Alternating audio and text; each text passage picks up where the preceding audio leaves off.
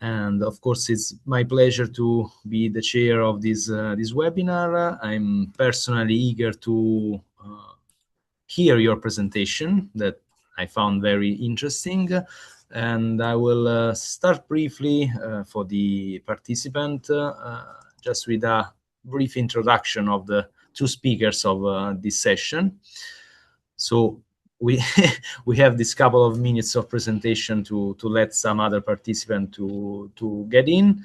So I'll start with Leonardo Duranti, that is a researcher in the University of Rome Tor Vergata, and his research focuses on the design and characterization of complex metal oxide materials, and in particular perovskites. Those materials for energy conversion and catalyst most. So the key topics are including electrodes for IT SOFC, solid oxide electrolysis cell for CO2 electrolysis, and then other electrocatalysts, for example, for alkaline or anion exchange membranes.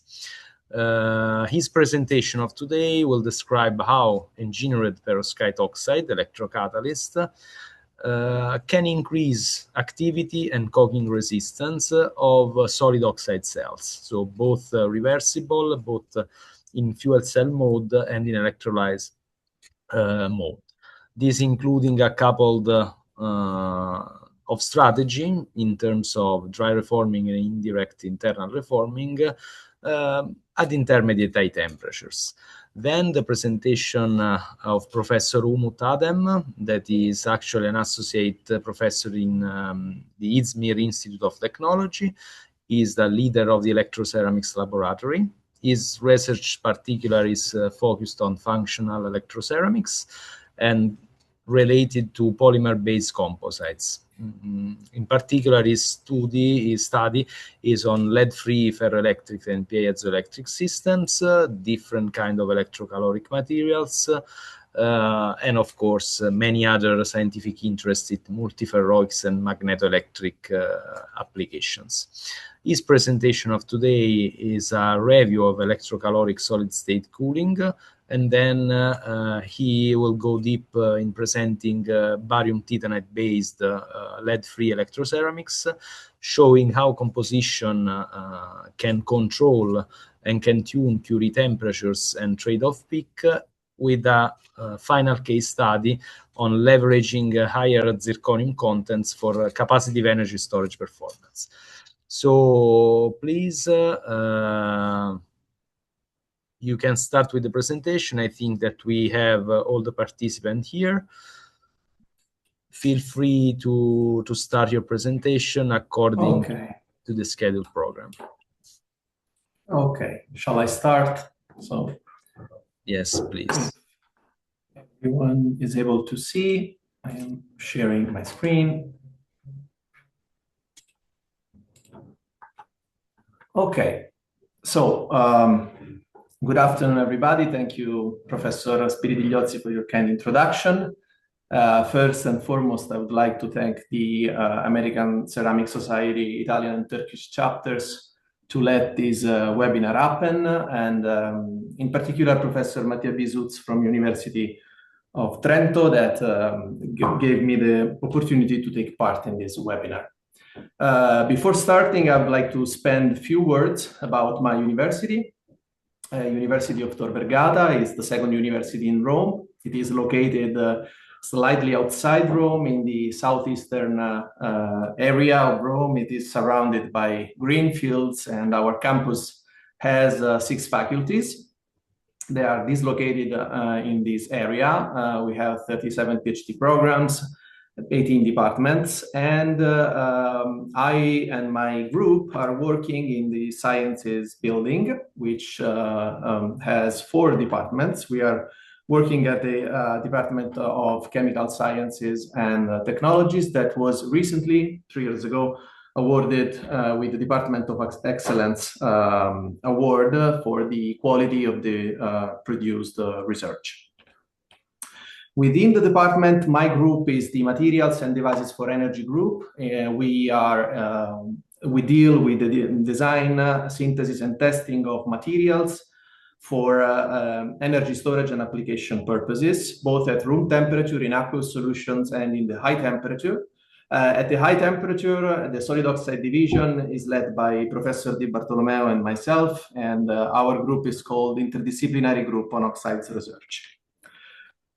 Today's presentation will deal about the utilization, the virtuous utilization of methane and carbon dioxide from threat to added value, and I'll spend a couple of words on how high temperature catalytic and electrocatalytic conversion are the most efficient ways to turn these two molecules into something that can be used as a renewable energy source, to then describe the solid oxide cells, both as Professor Spiridigliozzi was saying, both in fuel cell mode and in electrolyzer mode, to then show you some of the latest results of our research approach at Tor Vergata, mostly on the low platinum group metal doping approach to modify the perovskite oxide structures for application at solid oxide cells electrodes, to then end up with a combination of dry reforming and solid oxide fuel cell with the aim of obtaining electrical energy directly from biogas. Okay, let's start with the motivation of our work. Basically, the International Energy Agency 2 years ago claimed that CO2 emissions increased again by 0.8%. It is luckily a lower rate than the former year, but anyways, we are hitting an all-time high of almost 38 gigatons of CO2. The major culprit for this is the burning of natural gas, which is mostly methane. So we have methane and carbon dioxide. These two gases have high global warming power, different global warming power, methane being more dangerous than carbon dioxide, but having a lower atmospheric lifetime. So we have these two molecules and we have to convert them to try to use them in a virtuous way. One of the most important and most, let's say, efficient and effective ways to convert carbon dioxide and methane is high temperature heterogeneous catalysis. So we can obtain syngas, which is a mixture of hydrogen and carbon monoxide, through a series of reactions, mostly reforming reactions, that end up in syngas that we can use as a fuel, either as a fuel or as a precursor for the Fischer-Tropsch synthesis of synthetic fuels. If we want to go the electrochemical way, we can, for example, take CO2, combine it with water vapor, perform high temperature electrolysis, obtaining syngas, and close the circle again. Or we can start from methane and use it directly as a fuel in solid oxide fuel cells, high temperature fuel cells. Why the electrochemical conversion? Basically, because we can finally control the output, adjusting the voltage, the applied voltage. We can directly integrate it with renewable energy sources, especially for electrolysis. And we can benefit from highly favorable thermodynamics and reaction kinetics at the electrodes. To do the trick, we need devices. These devices are solid oxide cells. They are characterized by ceramic-based electrolyte that has to conduct oxide ions. They work in the intermediate to high temperature range from 650 to 1000 degrees Celsius and are multi-layered devices. We have an oxygen electrode, an electrolyte, and a fuel electrode. If we run these devices in electrolysis mode, we have the feedstock, so carbon dioxide or water vapor sent to the fuel electrode, which is then reduced into fuels, and oxide ions travel through the electrolyte to the oxygen electrode in which they are evolved as molecular oxygen. On the other hand, we can also use this fuel, convert them into electrical energy by oxidizing them at the fuel electrode and reducing molecular oxygen at the oxygen electrode. So solid oxide fuel cells, which are the most established between these two modes, have to be always compared to lower temperature, so room temperature technologies, which is the polymer membrane fuel cell that will operate around 100 degrees Celsius, can be only fed by hydrogen and require a high amount of platinum, both at the electrode for fuel oxidation and at the electrode for oxygen reduction. On the other hand, solid oxides, thanks to the high temperature, ensure high fuel flexibility and the possibility to directly use nickel and cobalt and other transition metals without the need of using a platinum group metal. Now, solid oxide fuel cells have always been regarded as mostly suitable for stationary applications. This was seen as a negative aspect since a few years ago due to the fact that PMFC could be directly installed into automotive fields and applications. Nowadays, stationary applications are trending again because of the deployment of data centers for generative intelligence. Their widespread, let's say, distribution is going to bring about a concern about their sustainability, especially due to the installation of accelerated servers for AI, with big companies that are trying to think of the most fancy solutions like installing some data centers into space. If we replace gas turbines with solid oxide fuel cells, up to now, at least in the 10 to 100 kilowatt power range, we can benefit from way higher efficiency, low degradation, and extremely low emissions of contaminants. So solid oxide fuel cell represent a niche ready solution to solve this issue. On the other hand, solid oxide electrolyzers are by far the most efficient conversion technologies to reduce water vapor and carbon dioxide. This is due to the fact that operating at high temperatures, the total energy demand can be covered by a higher contribution of heat as compared to electricity. So this translates into higher current density, so higher fuel production at lower applied voltage. This is true for water vapor reduction, but especially it's true for carbon dioxide reduction. To the extent that recently companies have starting commercializing reactors for the electrochemical reduction of CO2 to a technological readiness level of 8, if I'm not wrong. Speaking of materials, the architecture of the state-of-the-art solid oxide cell, which works both as a fuel cell and an electrolyzer, has a yttrium-stabilized zirconia-based electrolyte, which is an oxide, extremely stable and oxide ion conductive. We have the oxygen electrode made with cobalt-based perovskite oxides for the oxygen reduction and evolution reactions. And nickel is mixed to the electrolyte material at the fuel electrode to obtain a catalyst and an ion conductor for fuel oxidation or feedstock reduction in electrolysis mode. This latter material, as you can see here, is given by the fine mixture of nickel and YSC. It has unrivaled performance up to now, but we cannot fully exploit the potential of solid oxide fuel cells and electrolyzers, since for fuel flexibility, allowing so to use hydrocarbons, we need something that lasts in time. And this is not the case for nickel YSZ, because nickel gets passivated and deactivated in carbon-containing mixtures, since nickel favors carbon deposition. So we end up in self-failure.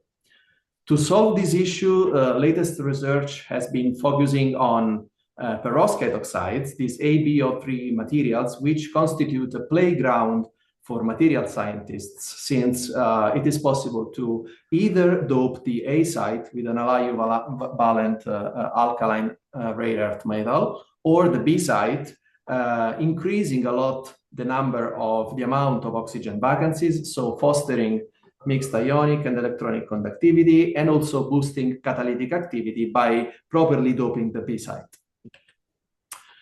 In particular, there is a strategy to dope the B site that involves doping with easily reducible transition metals that are dissolved into the solid solution of the oxide, and upon high temperature reduction, segregated at the surface in form of metallic nanoparticles. This phenomenon is called exsolution, and basically what you have at the end of the exsolution is the dream of heterogeneous catalysis, a finely distributed coverage of nanoparticles, of catalytically active coverage that are firmly anchored to the substrate and can use a very limited amount of catalyst. Here in Tor Vergata, in the IGOR group of Tor Vergata, we try to exploit this phenomenon, the exsolution phenomenon, to obtain some coking-resistant electrodes for solid oxide cells. Since platinum group metals are highly resistant to coking, we cannot use a lot of them because of cost matters, but we can use less than 5 molar% in perovskite oxide and use them in the exsolved mode at the SOEC fuel electrode. So we started by doping with palladium, platinum, and ruthenium perovskite oxide, which were basically made up of iron at the p side, so lanthanum ferrites. We started back in 2019 with this lanthanum ferrite doped with 5 molar% of palladium, and the palladium was inserted successfully into the structure, as we can see from this monophasic structure here obtained by XRD. Palladium is in its multiple oxidation states within the oxide, but after reduction, it is mostly reduced to its metallic state. And by investigating the morphology of this material, we could see the appearance of palladium nanoparticles on top of the oxide. Since this was our pilot experiment, we tested this cell only in hydrogen and for the reversibility and stability of these nanoparticles, and we could see how feeding hydrogen on-off cycles of this cell, we could achieve a good stability after an initial decay up to 120 hours. After that, we moved to ruthenium. We included ruthenium into the lattice of this lanthanum ferrite, and the evidence of that was the slight shift to lower 2 theta angles of the XRD pattern that meant a successful doping of a bigger cation than iron. Ruthenium insertion increased the oxygen stability, the oxygen retention of the perovskite, as you can see from this oxygen temperature program desorption. And again, upon reduction, we observed the formation of these nanoparticles. This time, this compound was tested as a fuel electrode for CO2 reduction and was tested in CO2, CO different mixtures, obtaining considerable current density at low applied cell voltage. After ruthenium, we stretched a little further the perovskite oxide lattice by including platinum, 5 molar% of platinum. Again, a shift in the XRD confirmed the successful inclusion of platinum cations. Platinum is extremely easily reducible, as you can see from the temperature program reduction profile. This huge peak means that all platinum present in the lattice was reduced to a metallic state. And we confirmed this by seeing the presence of very tiny nanoparticles in the 500 degrees reduced compound that increased in size and number at the 750 degrees reduced samples, almost entirely made by platinum. This sample, this material, was used for a reversible solid oxide fuel cell and electrolyzer in a 50-50 CO2 carbon monoxide mixture. The cell was run either in electrolysis mode and in fuel cell mode, and the two modes were exchanged for over 350 hours, showing remarkable stability. Nevertheless, this stability in operation is ensured by the oxide ion flow through the electrolyte. The material itself, when it's not coupled to an electrolyte, suffers from instability. So platinum group metals are extremely stable. The problem is the background. The iron background tends to collapse upon prolonged exposure to hydrogen flow. So we were forced to move from ferrites to more stable compounds like titanates and zirconates, which are inherently stable in hydrogen. And as you can see from the XRD patterns here, the as prepared XRD pattern is the same after high temperature reduction.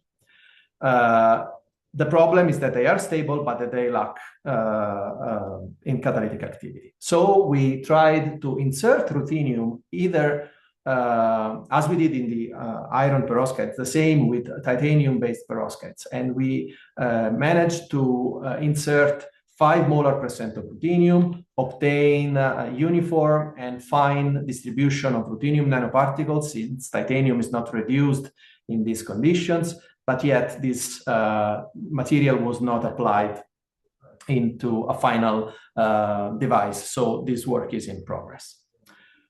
Okay, so we saw how platinum group metal doping is an effective strategy to boost the catalytic performance of these materials. The problem is that we want to use methane and carbon dioxide together, so biogas, directly at the solid oxide fuel cell anode. If we do so, if we combine these two molecules and we flow biogas to the SOFC, we will end up in fuel electrode deactivation, as we saw, because of the coking that occurs on nickel.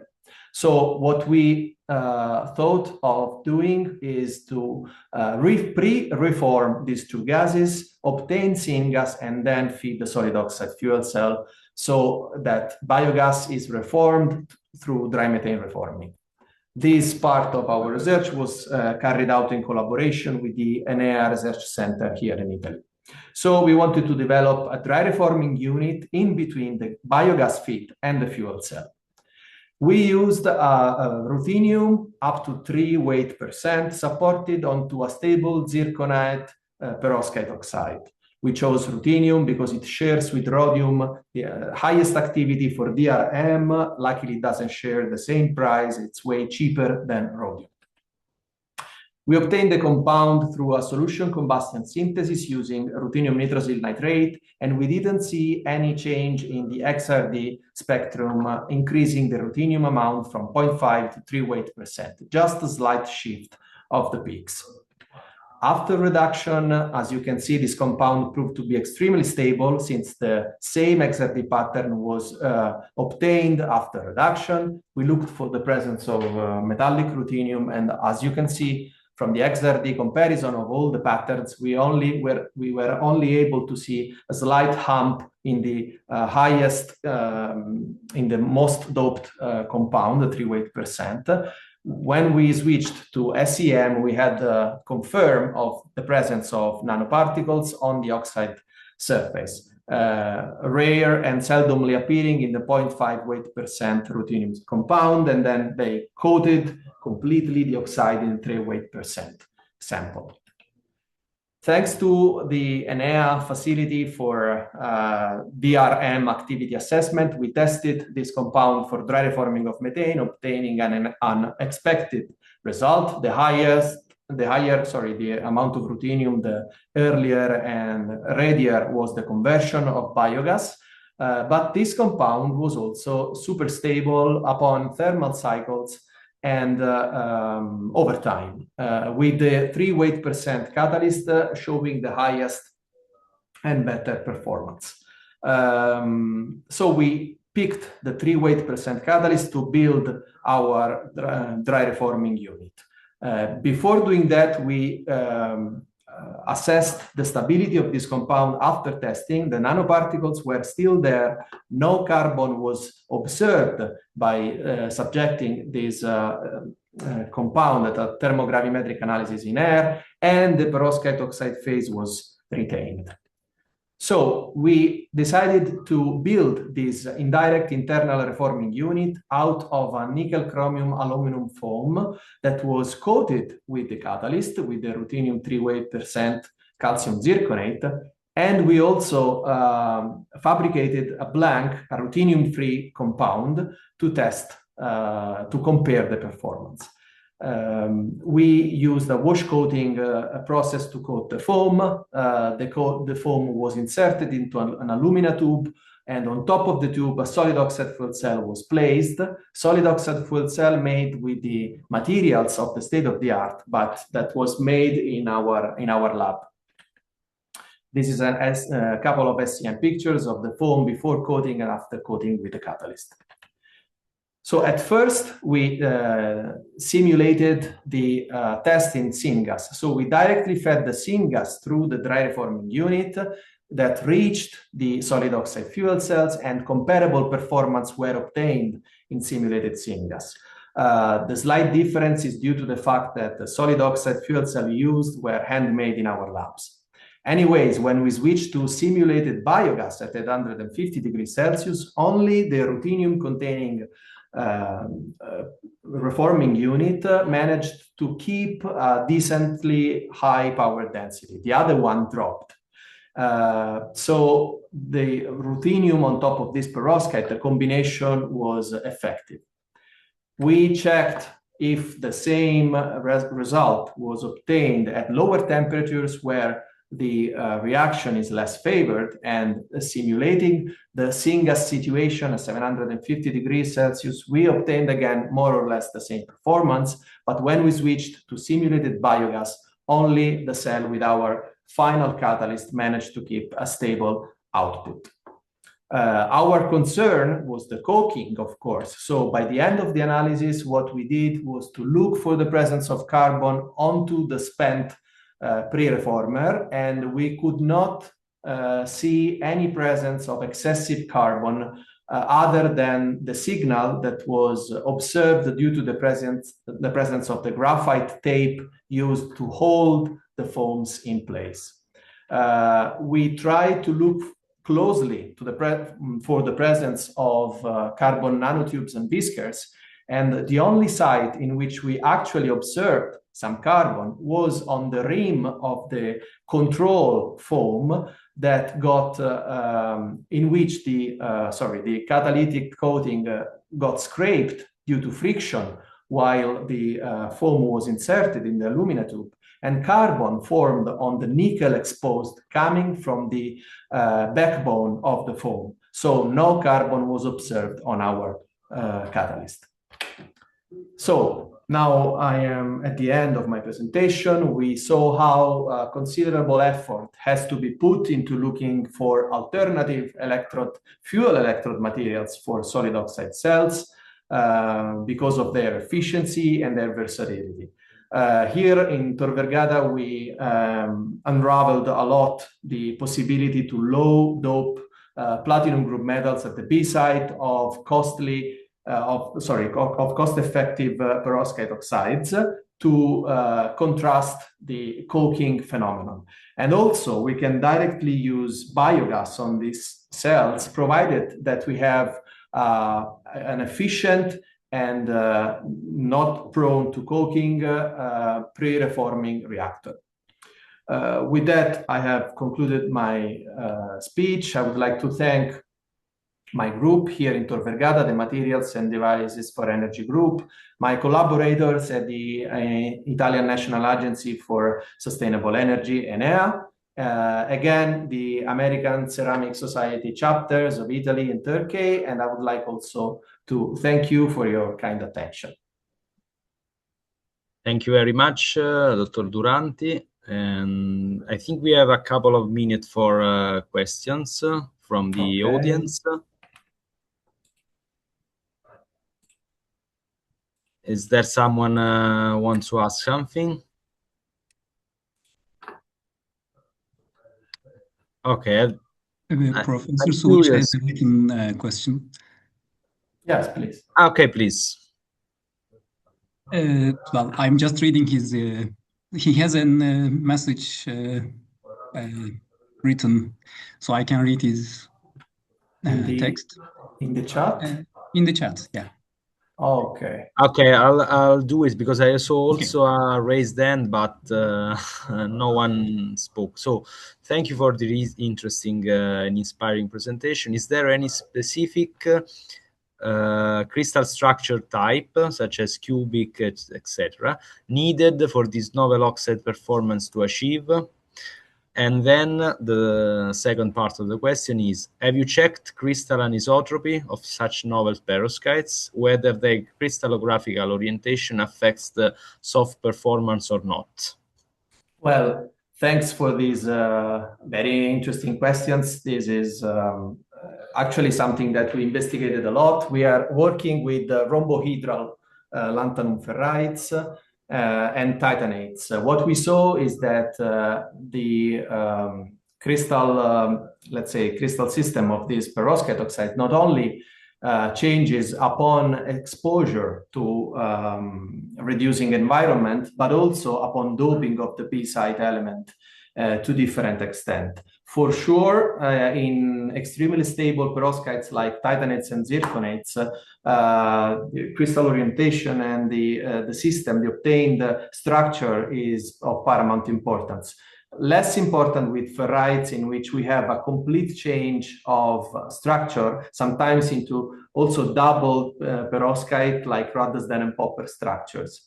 Anyways, for the as prepared compound, what we usually do is analyzing the via Rietveld refinement or side strain plot analysis, the inhomogeneous stress inserted by the dopant cation, sorry, and sometimes it is way higher than the undoped compound because of the difference in the ionic radius. So for some other participants that have additional question, just as a reminder, you can write your questions in the Q&A box, and then at the end of the presentation we can eventually answer to these additional questions. So now I invite Professor Umut Adem to start with this presentation, and again thanks to Dr. Duranti for his interest. Thank you, Luca.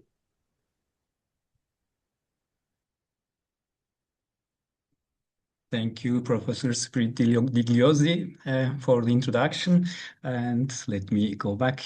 And also, first of all, thanks to the American Ceramic Society, Turkey and Italy chapters for giving me the opportunity to present our research, particularly Professor SOEC and Dr. Bayrak.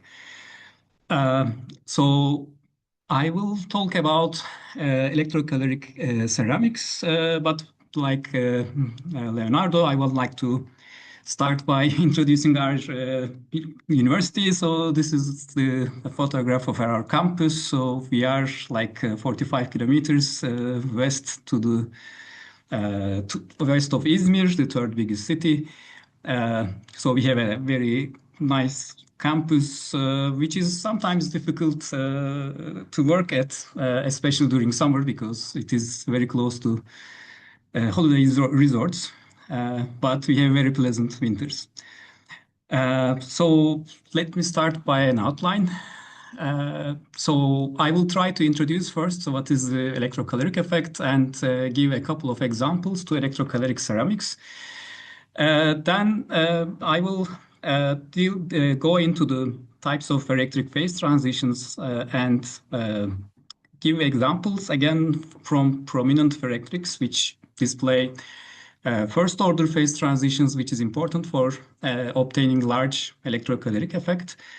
And then I will start presenting our results in barium titanate rich part of sodium bismuth titanate barium titanate solid solution. So it will be barium titanate rich. And show how by substituting sodium bismuth titanate, the ferrectric properties of barium titanate can be enhanced. In the second part, we will make use of the strengthened ferroelectricity, but we will use further doping, this time at the B site of the perovskite, to tune the electrocaloric effect towards room temperature, but also obtain a large electrocaloric response over a wider temperature range. And if time permits, and I guess it won't, if time permits, I will also put in some words about how some materials can, by further doping at the B sites, can also be useful in energy storage properties. And in fact, this last part became quite popular. Like there are many high impact publications on sodium bismuth titanate substituted barium titanate for energy storage applications. But anyway, probably I won't be able to talk about it. And I will conclude after each part. So this is the part of PhD thesis work of Dr. Karakaya, and helping summer student, visiting summer student İrem Gürbüz, who is now at TU Delft. And the zirconium substitute part, the second part, is actually based on master's thesis work of Oğuz Akkaşoğlu, who is now a PhD candidate. And to both parts, we got excellent help for direct electrocatalytic measurements from Dr. Lovro Fulanovic, now moved to Technical University of Graz. And the second part, we got also expert help from Dr. Nikola Novak from Joseph Stefan Institute. So actually, Leonardo also had the same kind of a similar starting slide. We need, let's say, alternative ways to save energy from consuming energy for refrigeration. So these two charts show the, let's say, the parts of energy consumption in US and in China, and this blue part, 22% in US and 14% in China, shows the energy spent for refrigeration in those countries. So these numbers are increasing a lot due to global warming, and in conventional let's say refrigeration, in conventional cooling systems, we have gas compression based coolers which work with hazardous gases. They have moving parts, and these hazardous gases, they emit, they make chlorofluorocarbon emissions, which contribute also to global warming. So both due to the higher energy demands and the need for higher efficiency cooling, and also to get rid of hazardous gases, alternative cooling methods are developed. And one such method is solid state cooling, which involves caloric materials in addition to thermoelectric coolers. So electrocaloric effect is one of caloric cooling technologies. There are others like magnetocaloric cooling or elastocaloric or barocaloric cooling, but I will, of course, focus on electrocaloric cooling, which is based on the electrocaloric effect. So I will introduce electrocaloric effect. So it is the reversible temperature change of dielectric materials in an adiabatic environment under the application of electric field. So if you look at this cartoon here, so in a dielectric, you have electrical dipole moments, and if you don't apply an electric field, they are randomly oriented. But when you apply an electric field, they will get ordered and their entropy will be reduced. And since under the adiabatic environment, total entropy has to be constant, the dipole and dipolar entropy is reduced. You need to increase the temperature in order to activate the phononic entropy. So when you apply electric field, the temperature of the material rises, and when you remove the electric field, the dipoles go back to random orientation and the material will cool down. Because the reverse thing happens, the dipolar entropy decreases and, increases this time because you go from an disordered state to disordered state, dipolar entropy decreases, and to compensate, the dipolar entropy increases. To compensate, temperature has to decrease. So there are many review papers for people who are not, who don't have any backgrounds in this field. They can look up these review papers. So electrocaloric effect can be used in principle in electrocaloric cooling. You can create cooling cycles similar to cooling cycles in conventional cooling. You can even make coolers, prototypes. The cooling prototypes are rather developed. So like on a perovskite material, in fact, this is a double perovskite that I will talk about later, because scandium and tantalum at the V site are cation ordered.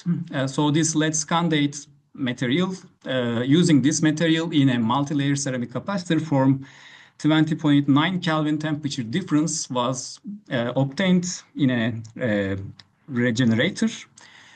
Actually, more, let's say, near future application would be, this is very promising, this 20.9 Kelvin temperature difference, but we are still not ready to use electrocaloric coolers in our homes. More realistic application in the near future would be using them in thin film form, especially ferroelectric polymers, in integrated circuits or lithium-ion batteries as thin films.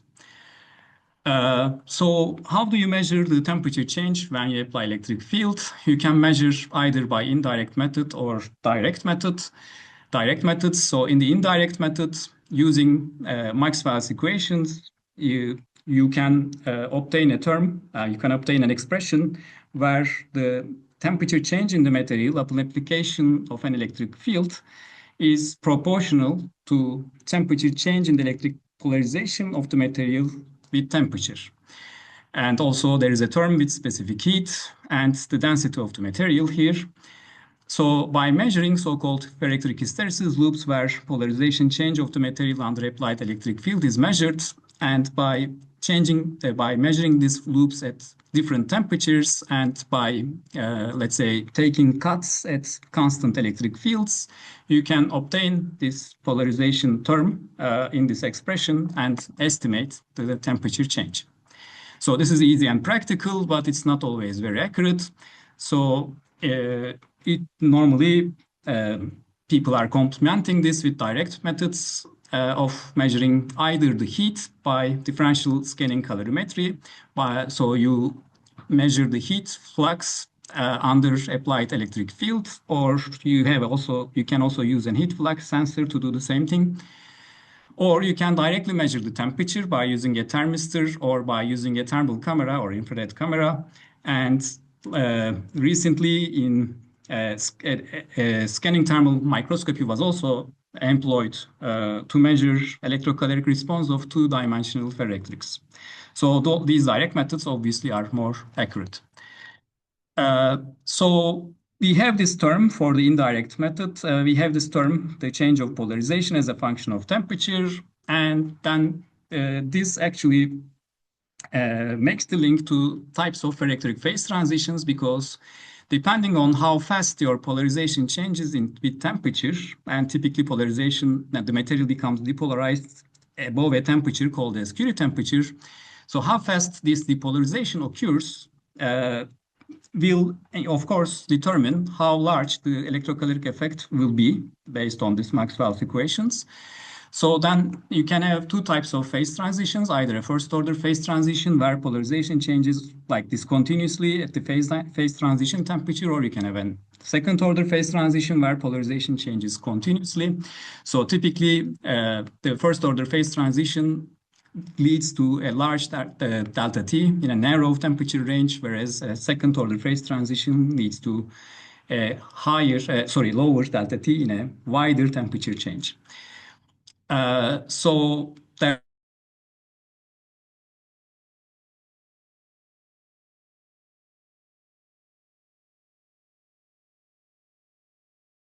phase transitions. In fact, the archetype barium titanate is one of them. In barium titanate, here you see a single crystalline barium titanate, and you see the dielectric constant, which increases sharply. And in first-order phase transitions, another property that I forgot to mention in the previous slide is between heating and cooling cycles. If you measure polarization on heating and then you measure it on cooling, there will be a delay, let's say, in the phase transition. And so there is a thermal hysteresis, in other words, between cooling and heating, whereas this is not observed for second-order phase transitions. So in barium titanate single crystal, you see this thermal hysteresis between heating and cooling in dielectric constant, as well as differential scaling calorimetry measurements in the heat flux. And here you see polarization as a function of temperature at different electric fields. And you see a relatively large temperature change at very modest electric fields of 8 kilovolts or 12 kilovolts per centimeter. So barium titanate is not the best material in terms of electrocaloric effect. It is actually the best material is a B-side cation ordered lead scandium tantalate, where scandium and tantalum are ordered. So in one octahedra, in the perovskite, let's say unit cell contains scandium. The next octahedra in the next unit cell contains tantalum. So if then they are fully ordered, then this material shows also a first order phase transition, which is evidenced by the thermal hysteresis in the heat flux, in the specific heat, sorry, as well as the dielectric constant that is shown here.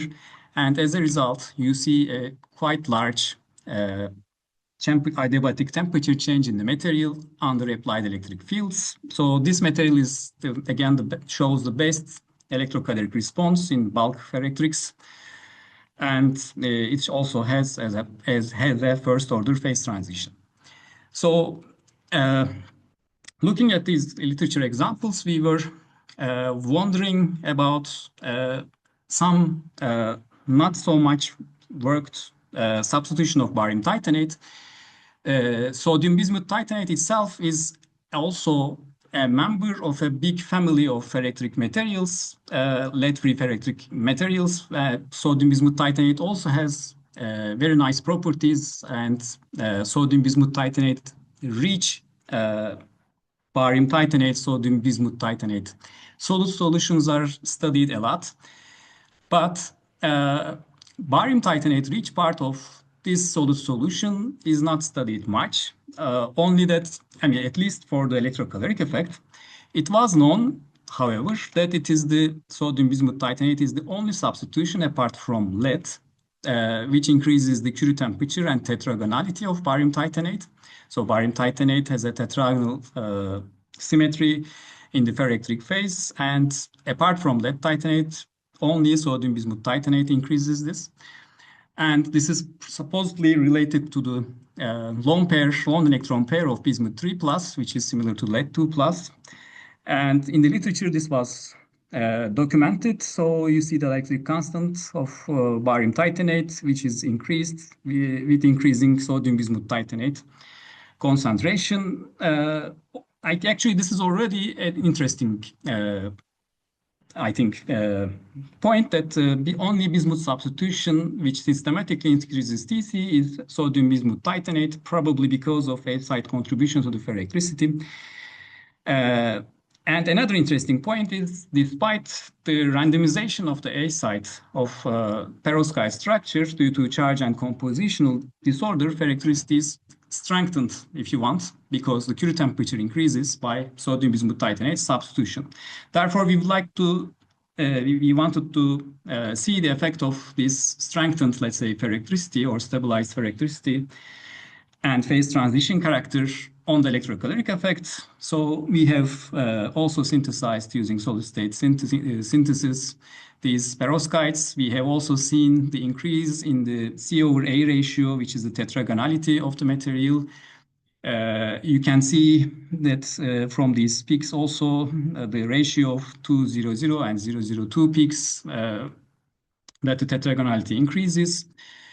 We have also measured the dielectric constant to confirm the similar behavior with the literature, that with increasing sodium bismuth titanate composition, the Curie temperature increases. So this was all known. Also the polarization loops, this all shows strengthened or stabilized ferroelectricity. As the MBT content increases, the loops, the coercive field increases, the remnant polarization increases, and in fact also the piezoelectric effect, judging by the increase in electric field induced strain, piezoelectric effect also increases. So in order to estimate the electrocaloric response, we measured hysteresis loops through the Curie temperature where the effects are maximum. So these are for different MBT substitutions, and we first estimated using indirect methods the behavior of or the electrocaloric effect. And then we complemented this by direct measurement of electrocaloric effect, and we have seen that we got a sizable electrocaloric effect, like 2 Kelvin difference under application of 40 kilovolts per centimeter.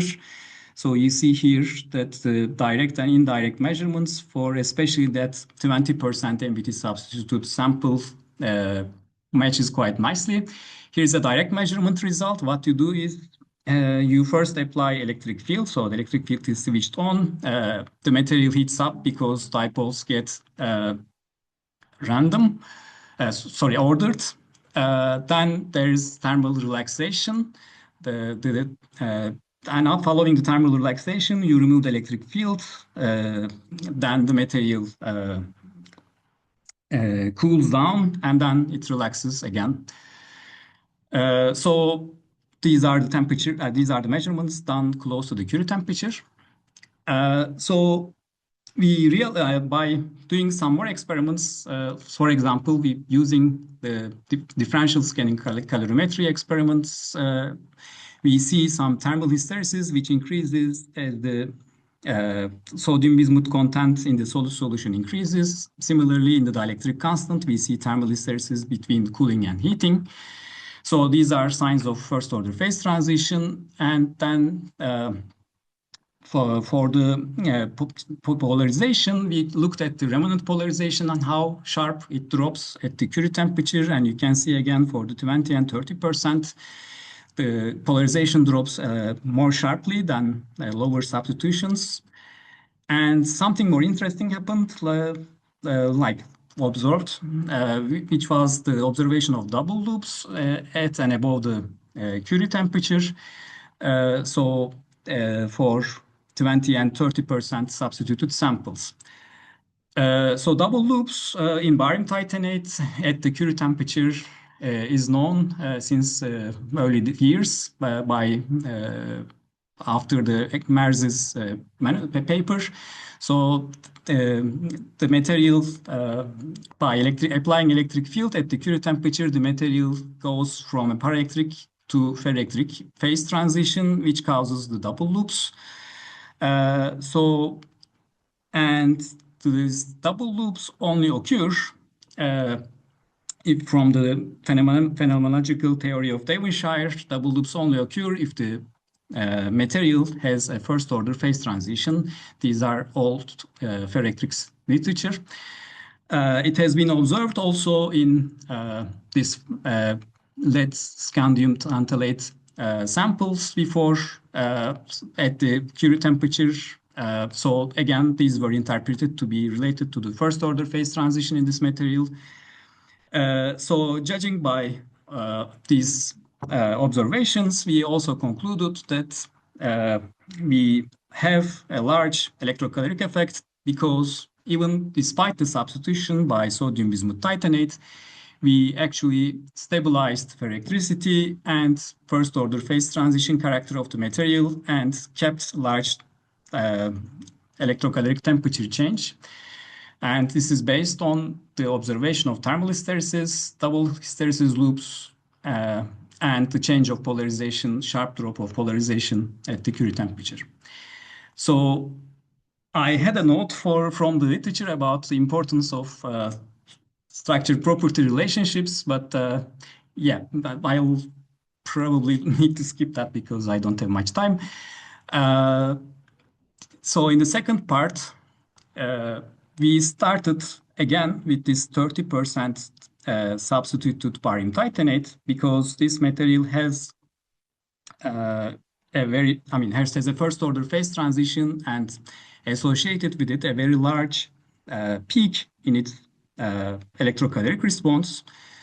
But since it's a first order phase transition, the material has a large electrocaloric effect only at the phase transition in a very narrow temperature range. So typically what people do, they use substitutions to, let's say, kill the long-range order and form polar nanoregions by substitutions, and they form a ferroelectric relaxer. So in a relaxer, typically, you maybe lose a bit from or compromise a bit from the phase transition, first order character of the phase transition, but you obtain a larger electrochemical response over a wider temperature range. So that was our aim, especially knowing that zirconium is a very good substitute or dopant for obtaining relaxer ferricity in barium titanate. And we have seen that already with very low amounts of zirconium, you can see that this shoulder corresponding to 002 peak disappears already more or less completely at 5% zirconium as we expected. And similar in agreement with this, the Curie temperature also progressively decreased, and the phase transition, especially for 4 and 5% zirconium substituted samples, became quite broad. And also with already with 4 and 5%, you can see here the frequency dependence of dielectric constant and how frequency dispersed the dielectric constant becomes. This is frequency dispersion in the dielectric constant is a signature for relaxer ferricity. Here are the hysteresis loops at room temperature for different zirconium content. And you can see that actually very quite strangely, the loops are not, I mean, the coercive field decreases, the field that needs to switch, that is necessary to switch the polarization, decreases with zirconium substitution, but quite strange, let's say, double hysteresis behavior already occurs at room temperature for the 5% substituted sample, which also has the largest positive strain. But of course, we were curious about electrocatalytic response. So from, let's say, indirect methods, we estimated quite like around 2 Kelvin again for many of the compositions, but more reliable measurement comes from direct method, which are presented here. So for 3% zirconium doping, the transition is still sharp. Therefore, we have a relatively large electrocatalytic response. But then for 4% already, we still have a relatively modest electrocatalytic effect, but we keep it over a longer temperature, wider temperature range. So here you see the individual direct measurement results for different compositions. So as we expected, in fact, direct measurements showed an increased temperature range, which is called as temperature span, at the cost of lower delta T. So more importantly, also, we were able to decrease the Curie temperature towards the room temperature. So we obtained this relatively large value over a wide temperature range close to the room temperature.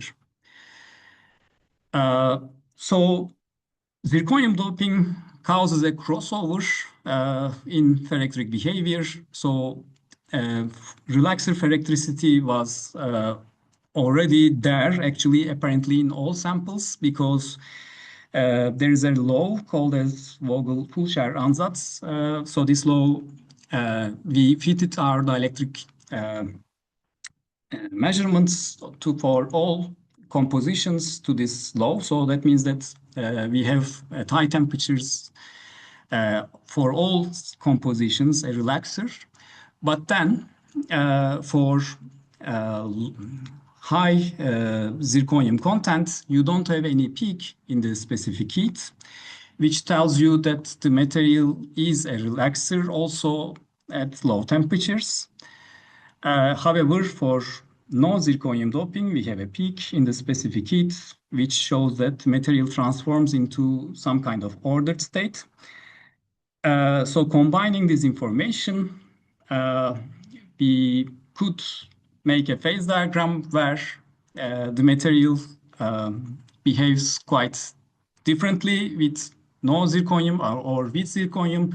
So with no zirconium, we have a material which is a relaxer at high temperatures, but when you lower the temperature, you go into a normal ferroelectric state with saturated loops and also a peak in the specific heat. Whereas for the higher zirconium content, like 4 and 5%, we have a transition from an ergodic relaxer to a non-ergodic relaxer because of frequency dispersed dielectric behavior and lack of peak in the specific heat. So that brings me to my conclusions, also to the second part. So zirconium substitution suppressed tetragonality, coercive field, and Curie temperature as we expected. And we increased the temperature range of electrocaloric effect, which is called as temperature span, at the expense of the delta T. So we obtained still a modest electrocaloric effect of delta 0.77 Kelvin with a large temperature span of 45 degrees. So we are still quite interested in these samples. So we have applied for beam time at Oak Ridge National Laboratory, and we got the beam time. So at the end of April, we will have some experiments, actually both normal neutron scattering and total scattering experiments to do some pair distribution function analysis to see what's going on at the locally, which can shed light on how zirconium, let's say, or how actually, first of all, how sodium bismuth titanate, let's say, stabilizes ferroelectricity of barium titanate, and next, what zirconium does to disrupt this. So with this, I'd like to thank again to all collaborators, and thank you for listening. Thank you very much, Professor Adem.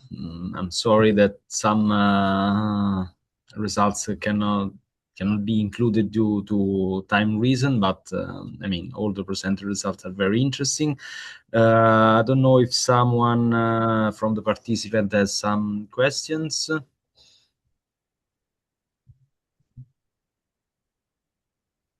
Just curious about one aspect.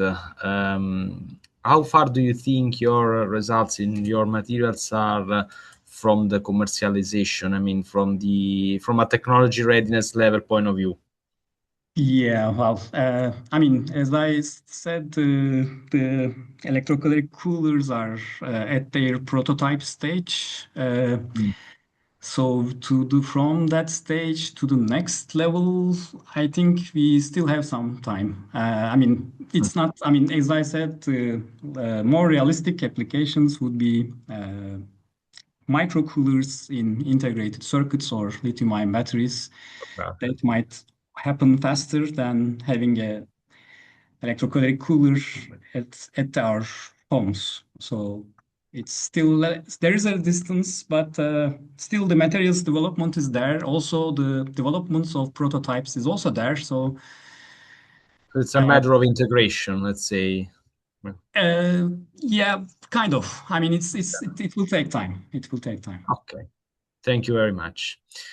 So if there are no more questions, I think that we can conclude this very interesting webinar. Thanks to the participants, thanks to the speaker, and thanks, of course, to the American Ceramics Society for the opportunity that give us to present and share the research results that you presented in the Italy-Turkey chapter. Thank you very much again, and I hope that we can see in the upcoming events. Bye. Thank you, Luca.